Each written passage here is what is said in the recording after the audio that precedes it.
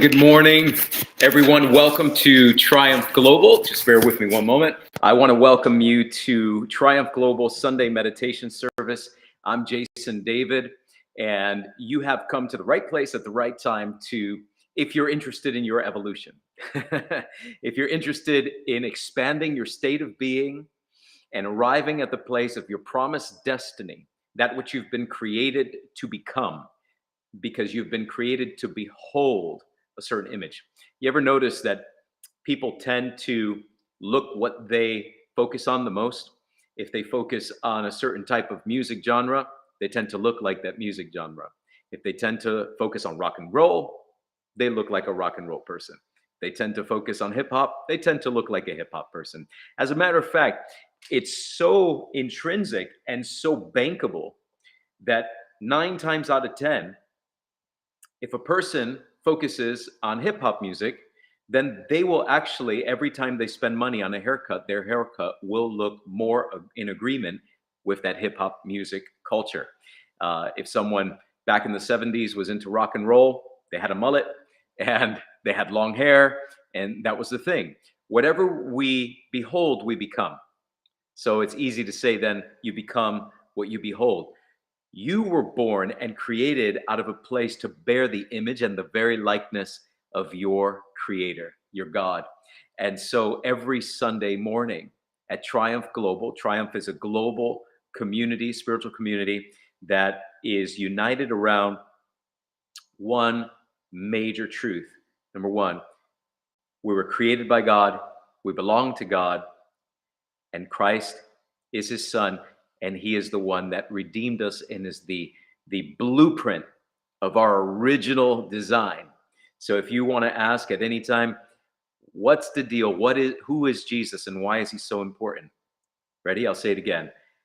Christ Jesus is the blueprint of our original design. So I want to welcome you into the space, because this is how can I say this? This is a zone, a space where you can be safe to emerge in your Christ-likeness.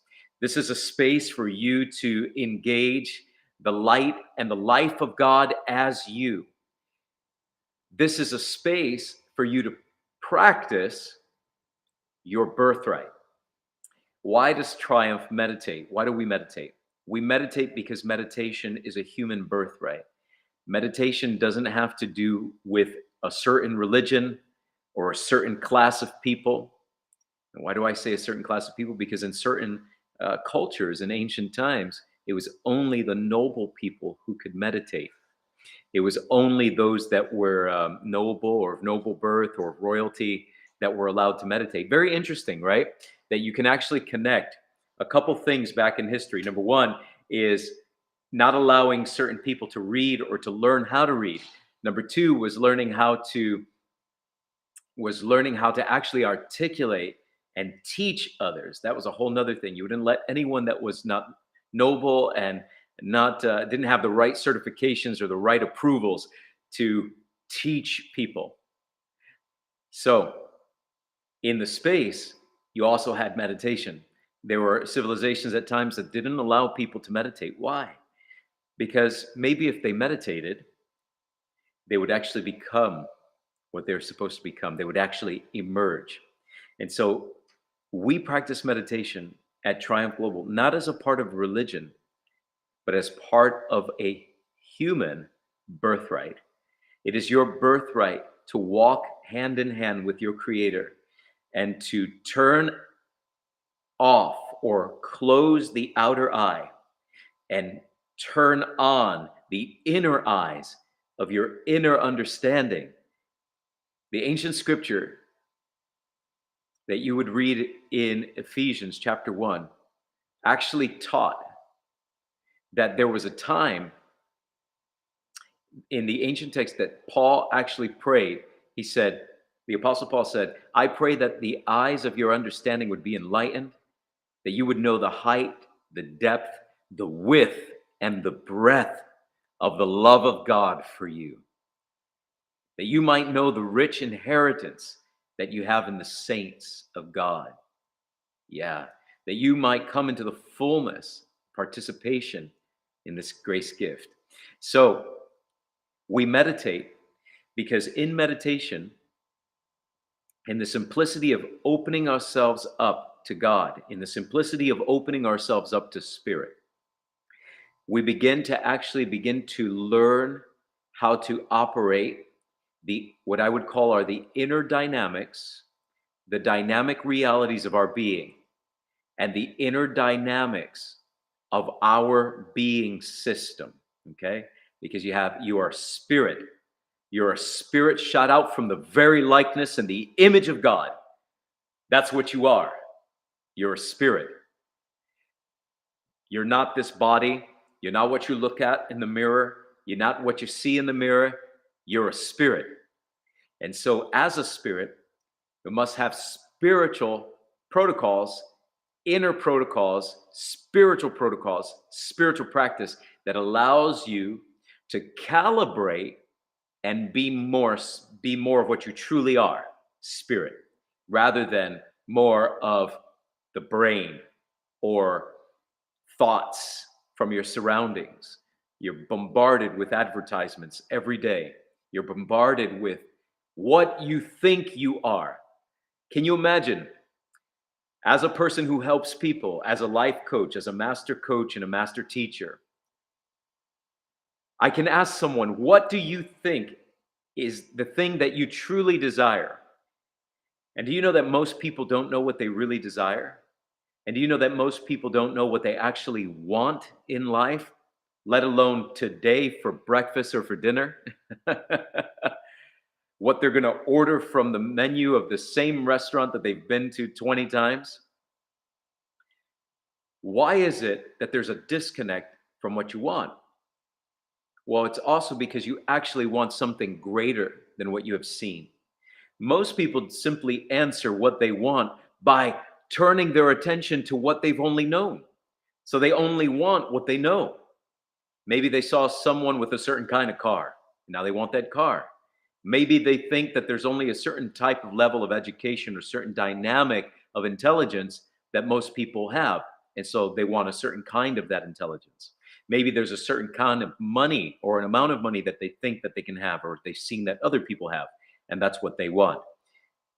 Life is so far beyond what you know that you get to connect with what the Spirit is saying to you and what His divine and sacred purpose is for your life. so that you know what he wants. And then you enter into a sacred surprise. When we rise, we enter into surprise. And within that surprise, we find that what we thought was impossible is more than probable. What we may have thought was intangibly impossible, we begin to discover that God is able to do it above and beyond what we can ask for, think of, or even imagine.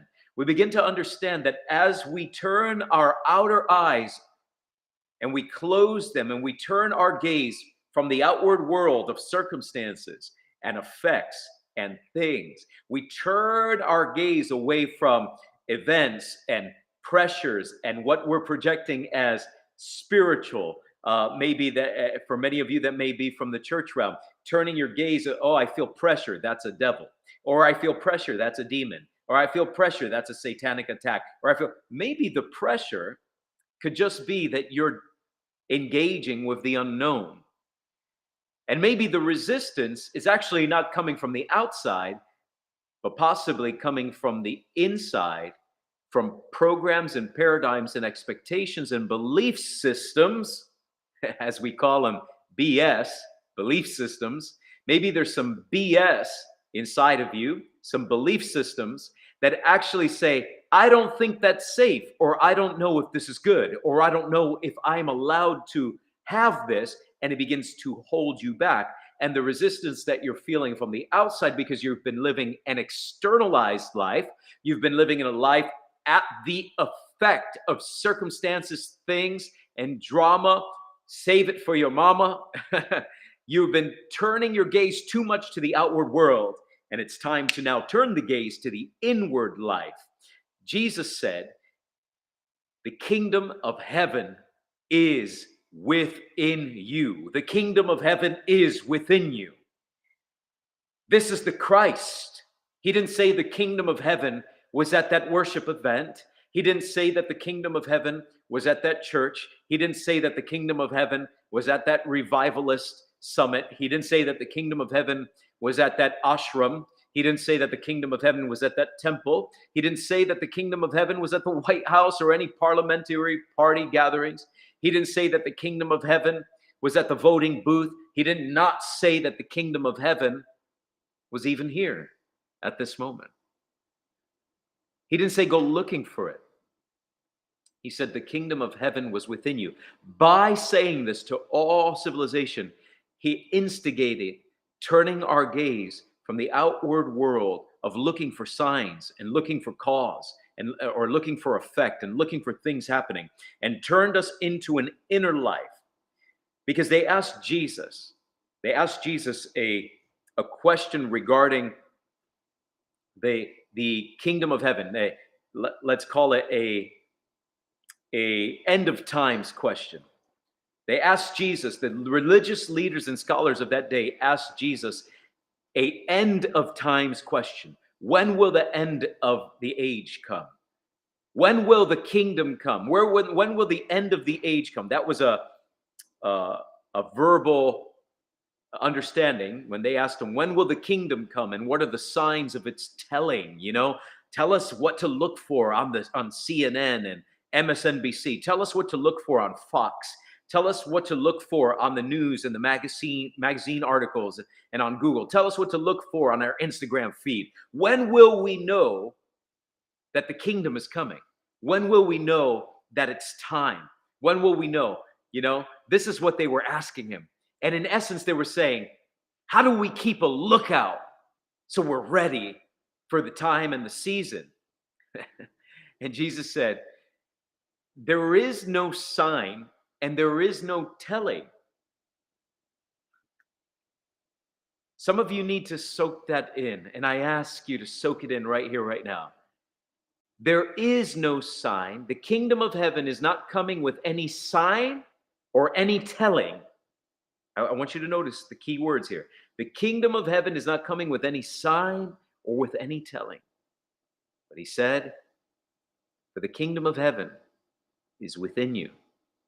In other words, everything that you need to know about the kingdom of heaven, what you're looking for that's going to happen on the outside, is actually happening right here, right now, on the inside. But first, you must sit. First, you must come into stillness.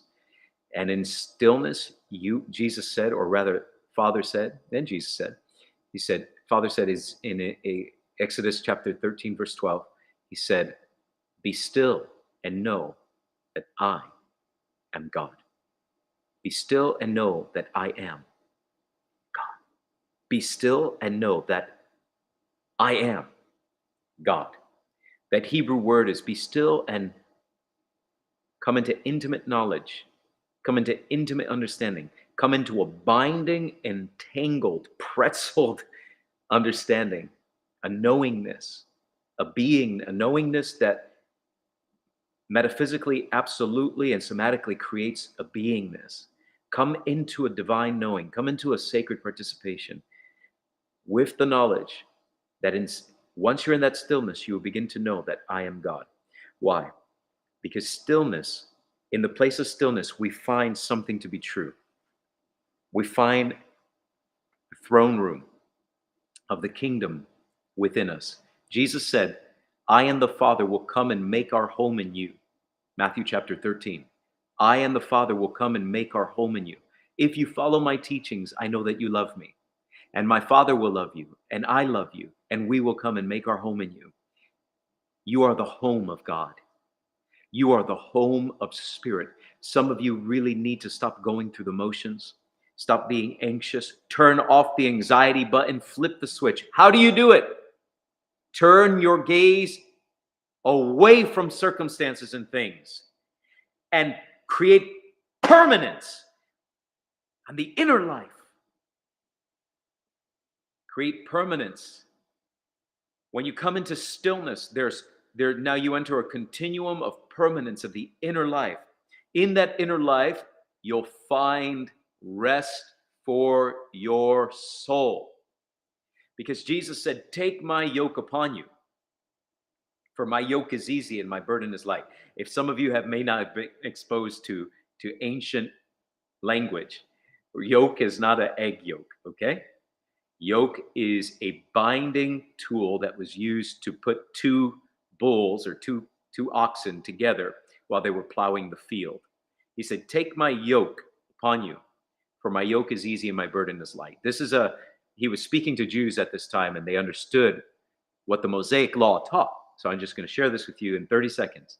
The Mosaic law, believe it or not, God had a law where he taught Israel that it was not just, it wasn't right to put two oxen together in a yoke that were of different ages, in this sense, that one was dramatically older and one was dramatically younger. It's inappropriate. This is where the scriptures talks about dating and marriage and friendships or alliances with business partners. It says, be not unequally yoked with unbelievers. But it also means this: don't be unequally yoked in your marriage. Don't be unequally yoked in the person that you're planning on marrying. Okay, be equally yoked with the person you're going to be with. Be equally yoked with your lifestyle. Be equally yoked with your business partners. Don't be unequally yoked with unbelievers. So when you come and you turn into that inner life, there's an equal yoking with Christ that begins to happen. He says, take my yoke upon you, for my yoke is easy and my burden is light. Why is the binding together as an ox, right, with Christ? Why is that binding easy and light?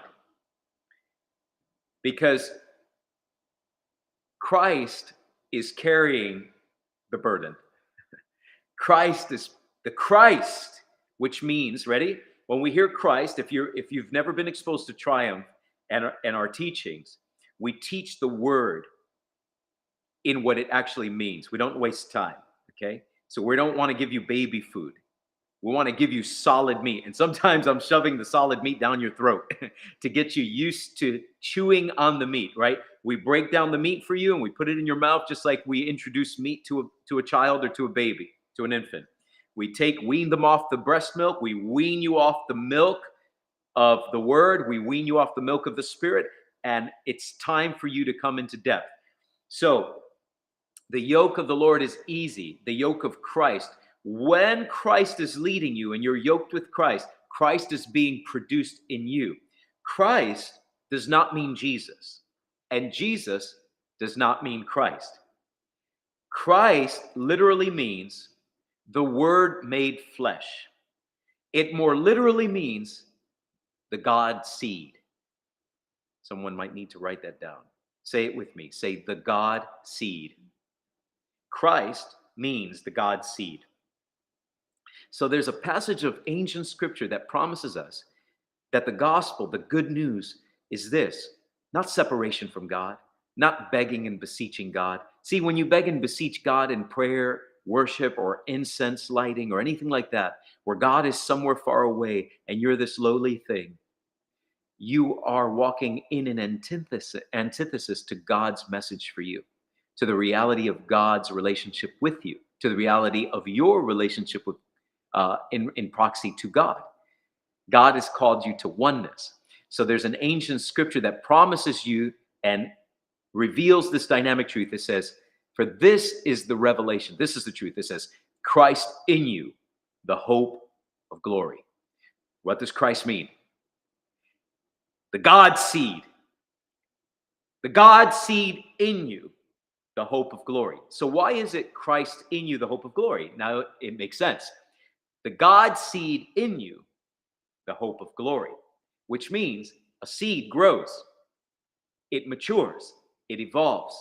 So the Christ seed in you is guaranteed to evolve and to mature so that you come into the fullness of the Christ image as you. When we get yoked to Christ, we come to understand this verse that inside, if the kingdom of heaven is within us, which it is, then there is a throne room. There's a sacred garden fellowship with God, with Spirit. And there's this throne room of God inside of you. In that throne room, there's a throne. In that throne, there's what's called a mercy seat. And we find in Psalm chapter 40, verse 11, it says, do not withhold your mercy from me, Lord. May your love and faithfulness always protect me. I want you to turn and make yourself very comfortable. I want you to get very, very, very comfortable. So I want to welcome you again to the sitting. This is our meditation session every Sunday.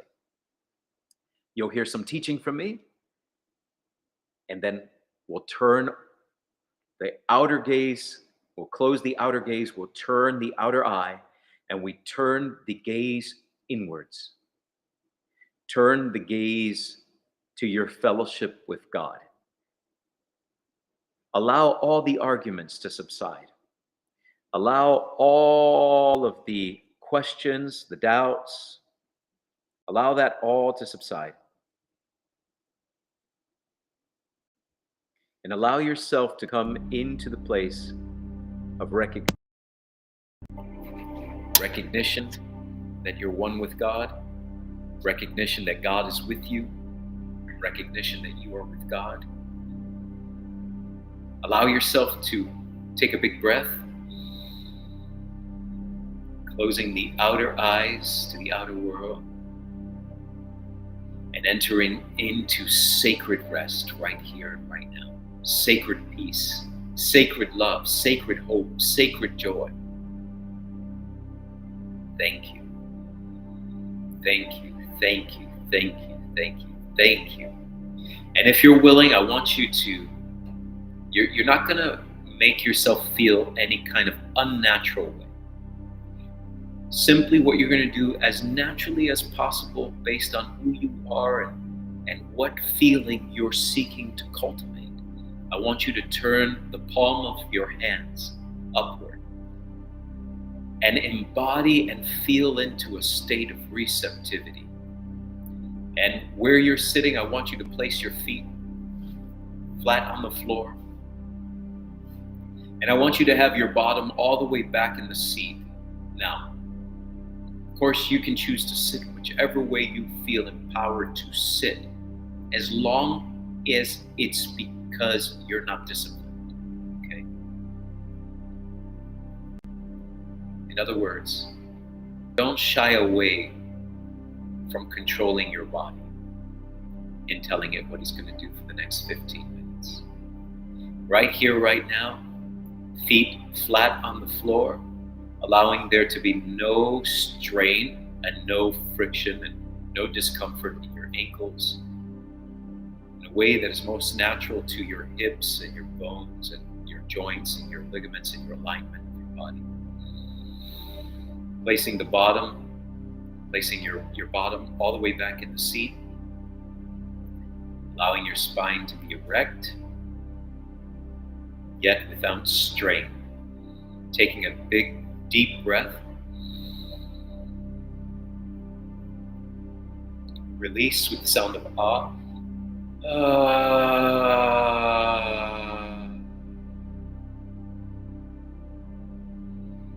Now I want you to take a big, deep breath again and gently bring your shoulders to your ears when you reach the apex of your breath. Inhale. Hold those shoulders up. Release with the sound of ah and drop the shoulders.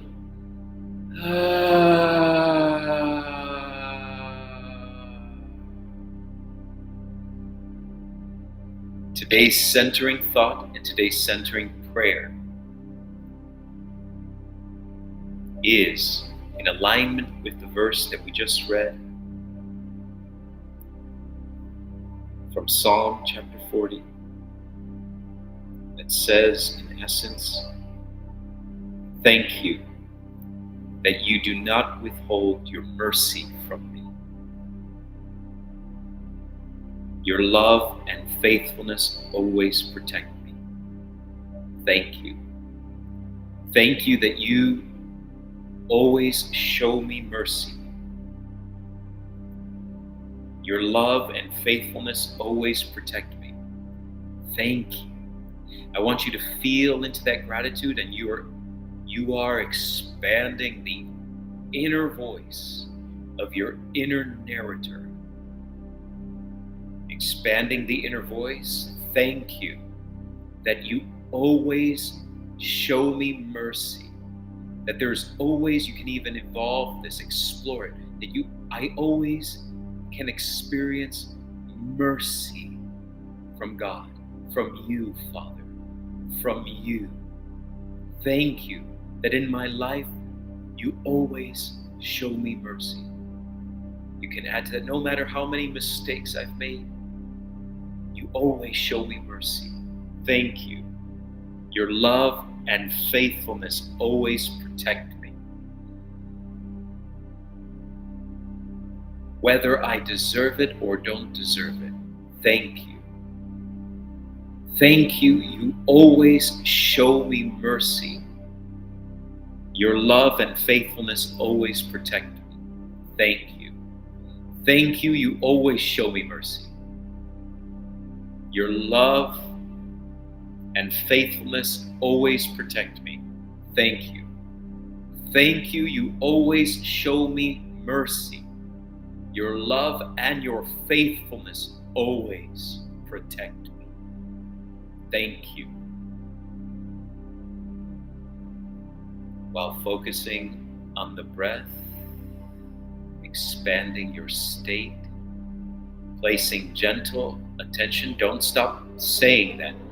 Continue to say that inside. Thank you that you always show me mercy, that you're faithful, that your love and faithfulness always protect me. Thank you that you always show me mercy, that you never withhold your mercy from me, that you always show me mercy, that your love and faithfulness, God, always protect me. Thank you. While you're doing that, focusing on your breathing, continuing to take slow, beautiful, deep, open breaths. Deep meaning not shallow. Notice where there might be resistance to deep breathing in your nervous system. And continue to allow yourself to relax through those breaths where you feel contraction or strain or constriction. Continue to breathe into that and allow the nervous system to relax while you're repeating the centering prayer and expressing gratitude for this truth, placing gentle attention on the space between your eyebrows, breathing into the space between your eyebrows and back to the back of the head and down the spine, and then releasing the breath from the bottom of the spine all the way up the spine and out the face while you are repeating this centering prayer. Thank you that you always show me mercy. Your love and faithfulness always protect me. Thank you. Thank you. Thank you.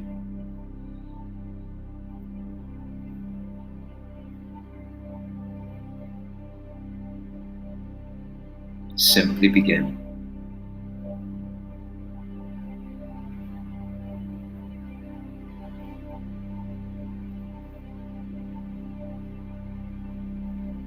I'm so happy and grateful for this space. I declare this moment, this right here, right now, this moment of meditation, this moment of prayer, this is an affirmatorium of life. I speak and declare that the blood of the Lamb covers this space. This space is sacred. This place is the kingdom of heaven is here, right now, upon and in each and every person. The kingdom of heaven is expanding within us and around us.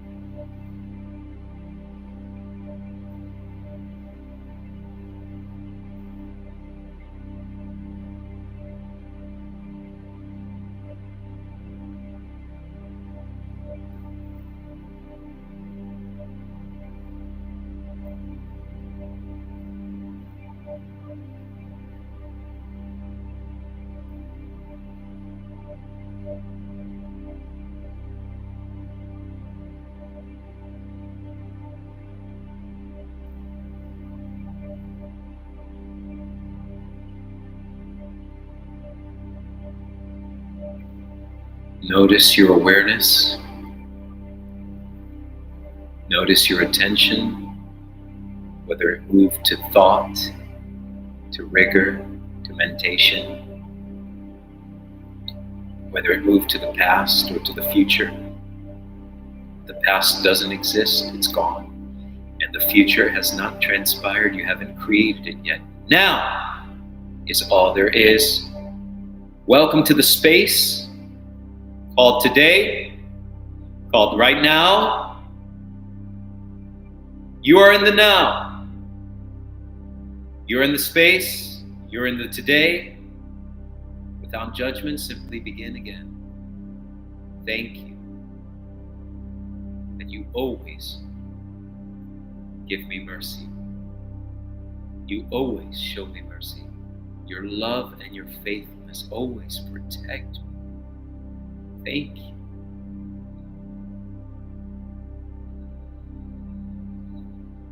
Keep breathing.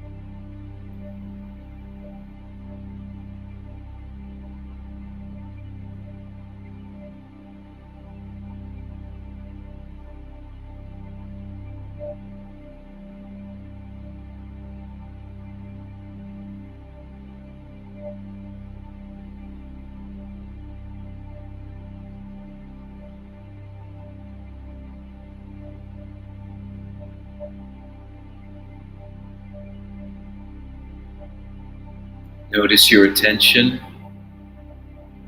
and simply allow yourself to return back to the centering thought without judgment, and simply turning the outer gaze away from past or future, or any conversation, any fantasy and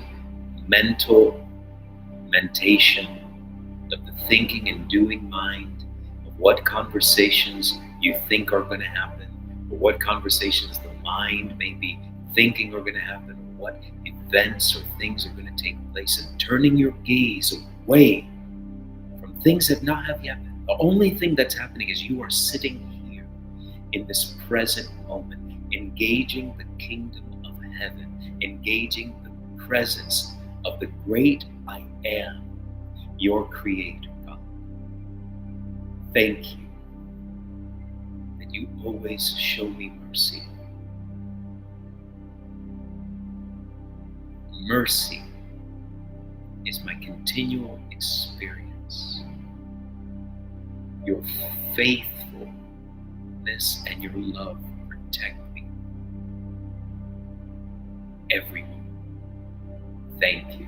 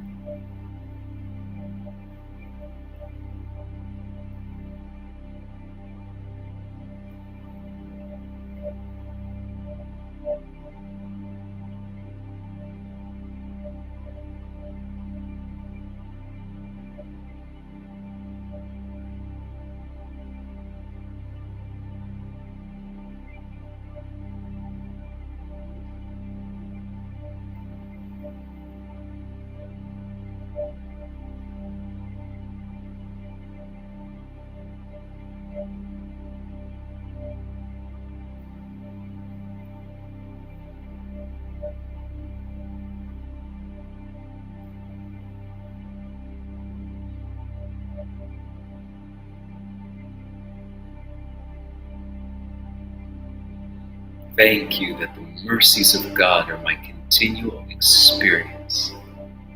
His love and faithfulness always protect me. Thank you. Simply begin again.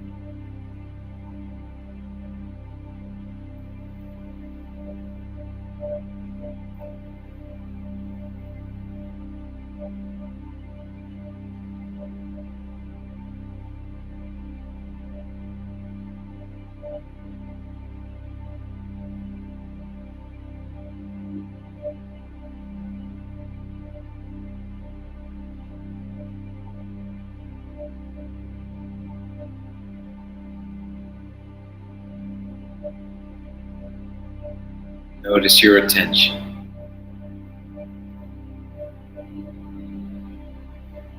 Without judgment, simply return back to the centering prayer and begin again. Just a few more moments here. Go deeper.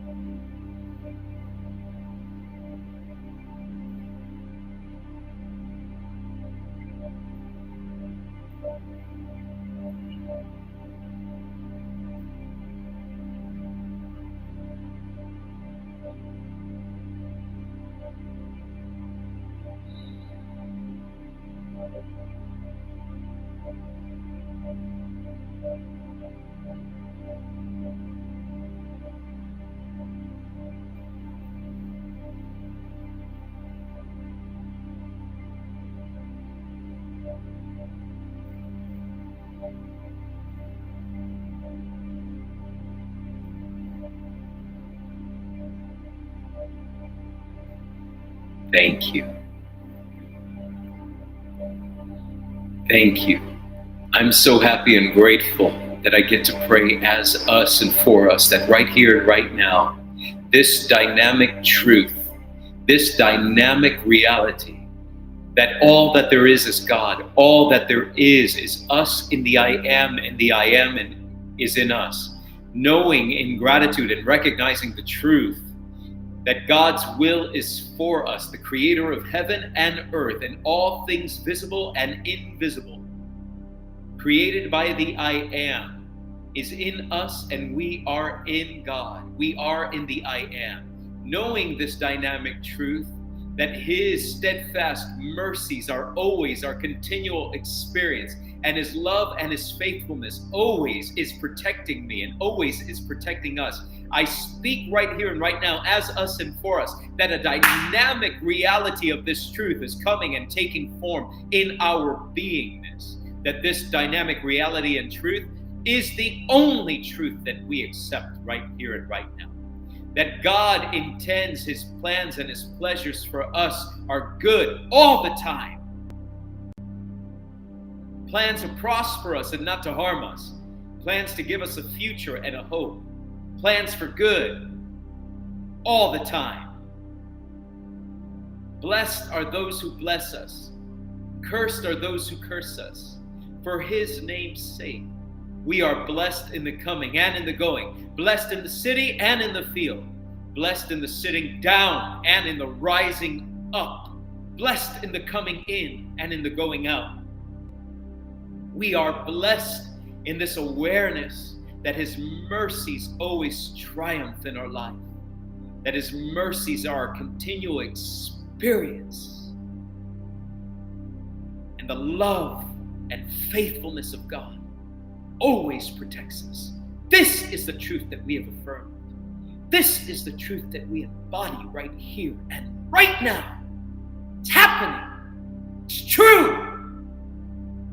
It is taking form in us right here and right now. We say yes, and gratefully we let it be. Amen. And so be it. Opening the outer eye, blinking the eyes open, allowing the light that you have just embodied to expand around you. Take a deep breath.